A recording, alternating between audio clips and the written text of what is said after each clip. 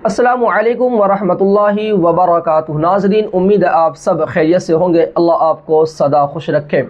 मौलाना अब्दुल्ला सालिम चतुर्वेदी साहब की गिरफ़्तारी के बाद उनके साथ जो भी कुछ हुआ आपने वीडियो के अंदर ज़रूर देखा होगा।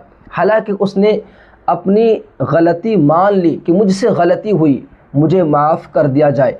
इसके ऊपर इम्तियाज़ जलील साहब ने जो बयान दिया है तमाम मुसलमानों के लिए बहुत अहम है कि आप इस बयान को सुने और समझें और इस पर आप अमल करें। और इस वक्त के तमाम मुसलमानों को लेकर उसने क्या पैगाम दिया है, बहुत अहम वीडियो है कि आप इस तरह की वीडियो को देखें और समझें। खामखा आप इस तरह की वीडियो को स्किप ना करें। मेरे प्यारे नाजरीन, आपको पता होना चाहिए कि इस वक्त मुल्क के अंदर क्या चल रहा है, तमाम के तमाम मुसलमानों को कैसे कदम उठाना चाहिए। आप कभी भी किसी मजलिस के अंदर, किसी जलसा जुलूस के अंदर या कहीं भी आप कोई ऐसी स्पीच न दें, कोई ऐसा बयान न दें, कोई ऐसी बात न करें जिससे किसी के मज़हब को ठेस पहुँचे, किसी के दिल को ठेस पहुँचे और आने वाले वक्तों में वो बयान आपके लिए मुसीबत बन जाए। तो बग़ैर देर किए हुए आप इम्तियाज़ जलील साहब की इस वीडियो को मुकम्मल देखें और इस पर आप अमल करें। अब हम सबको एकजुट होने की ज़रूरत है, क्योंकि आपस में बटकर रहना, आपस की लड़ाई झगड़ा नफ़रतें, इनको ख़त्म करके हर एक के साथ अच्छे अंदाज में रहें, मिलजुल कर रहें। और हम सबको इस वक्त क्या करना चाहिए, इम्तियाज़ जलील साहब की इस वीडियो को मुकम्मल देखें और आगे आप ज़रूर शेयर करें। जुल्म ज़्यादती कब तक हम सहेंगे? आप सहिए, इम्तियाज़ जलील नहीं सहेगा, असदुद्दीन अवैसी नहीं सहने वाला है। मेरे भाई, आज मुल्क के हालात कैसे हैं?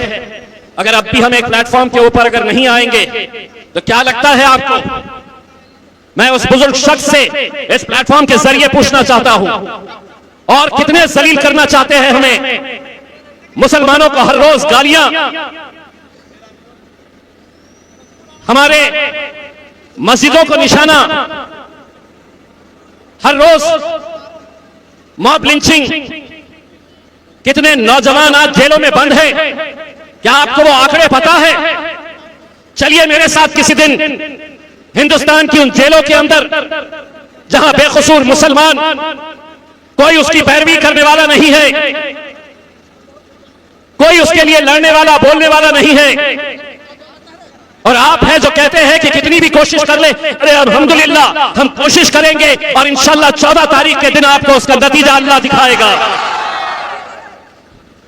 देखिए, मैं तो आपके पास एक मेहमान बन के आया हूं, आपका बेटा, आपका भाई, इस हैसियत से मैं आया हूं। 9 तारीख के दिन हम अपने अपने शहर चले जाएंगे, लेकिन हमारी ख्वाहिश यह है कि 76 सालों तक होता यह रहा है कि स्टेज सजता था किसी और के लिए, हम दरी बिछाने का काम करते, वो स्टेज के ऊपर बैठते, हम सामने कुर्सियां लगाकर उनके सामने बैठते।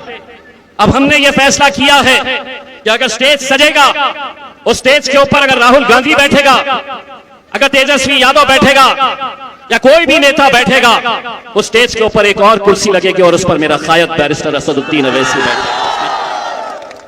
कब तक गुलामी, कब तक गुलामी, कब तक गैरों के तलवे चाटते रहेंगे? मुझे शर्म आती है, मुझे अफसोस होता है उन लोगों के ऊपर। मैं आज एक गांव से आ रहा था, रैली जा रही थी नीतीश कुमार की, वहां पे मैंने मुसलमान बच्चों को उस रैली के अंदर देखा। क्या वो नौजवान लड़के ये कह सकते हैं कि हम नीतीश नहीं, हम भारतीय जनता पार्टी का चोला ओढ़े हुए हैं? क्योंकि नीतीश कुमार क्या और भारतीय जनता पार्टी क्या? भारतीय जनता पार्टी के एक मिनिस्टर ने कल महाराष्ट्र के अंदर एक बयान दिया। सोचो,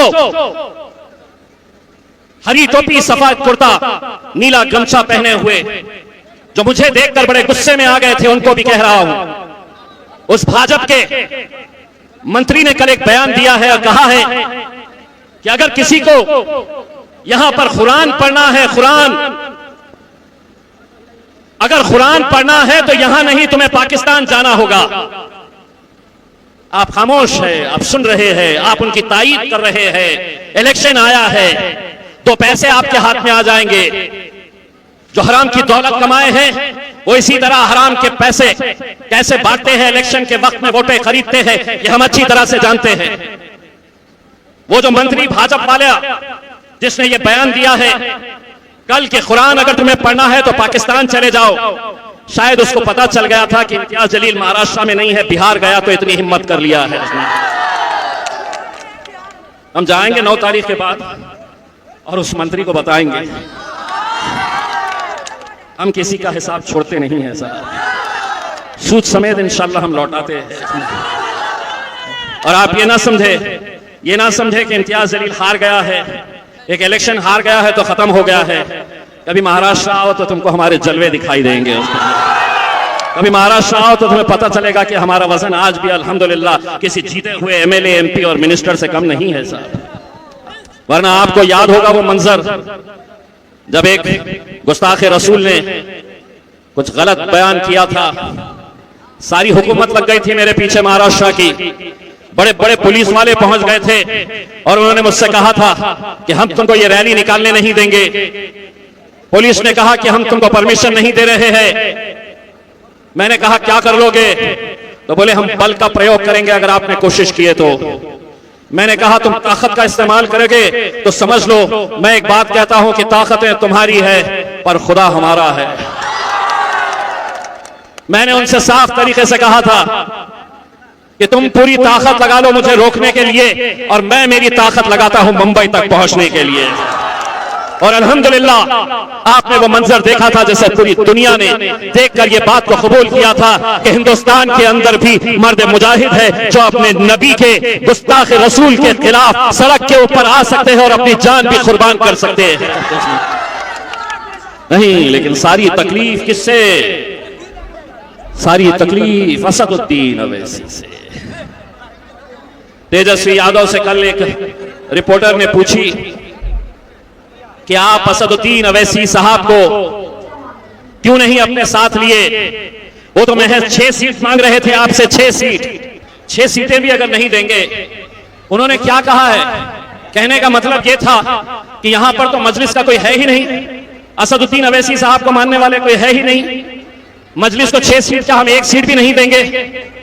अब इंशाल्लाह 11 तारीख के दिन उनको पता चलेगा कि एक एक नौजवान कैसे छक्के मारता है करके। उसमें 11 तारीख के दिन आपको जाना है पोलिंग बूथ के ऊपर, फजर की नमाज पढ़ना है, क्योंकि इलेक्शन वोट के साथ दुआओं की भी बहुत जरूरत होती है मेरे भाई। आप जाइए, फजर की नमाज पढ़िए। 11 तारीख के दिन 5 नंबर का बटन है, उस बटन को देखिए और टकाटक टकाटक टकाटक टकाटक टकाटक ऐसा दबाइए कि 14 तारीख के दिन जब नतीजे आए, जो तेजस्वी और जिस कांग्रेस ने असदुद्दीन अवैसी को कहा कि हम नहीं देंगे, इंशाल्लाह 14 तारीख के दिन वो मंजर भी आप देखेंगे कि जी देख लिया आपने इस वीडियो को। क्या मेरे प्यारे नाज़रीन तमाम के तमाम मुसलमानों को इस पर अमल करना चाहिए या अब भी आपस की लड़ाई में लगे रहना चाहिए? कमेंट बॉक्स में आप ज़रूर लिखें। अल्लाह हाफिज़।